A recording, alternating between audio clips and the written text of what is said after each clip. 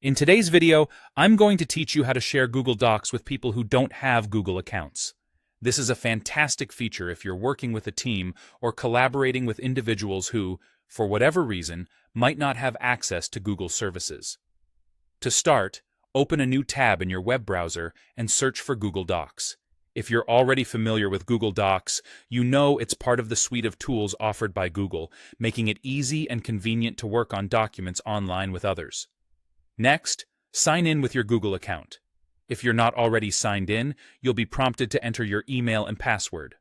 Logging in ensures you have access to all of your documents and the additional sharing features Google Docs provides. Once you're logged in, navigate to the document you'd like to share. If it's not already open, you can find it under the Recent Documents or My Drive sections, unless you've stored it in a specific folder. Click on it to open the document. Now let's focus on enabling access for people without Google accounts. In the document, locate the blue Share button situated in the top right corner of your screen. It's quite prominent, and you'll click on this to begin the sharing process. Clicking it opens up a new window where you can adjust the document's sharing settings. In this new window, you'll see a General Access section. Here, you'll find a drop-down menu that probably says Restricted by default, meaning only individuals you specifically add can view or edit your document. To change this and allow access without a Google account, click on this drop-down menu.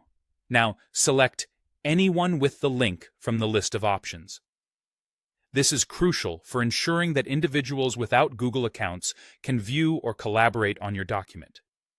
Bear in mind that this setting makes your document potentially accessible by anyone with the link, so make sure you're comfortable with this level of access before moving on.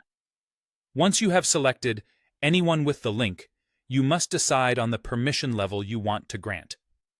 To the right of this setting, there's another drop-down menu where you can choose between Viewer, Commenter, or Editor.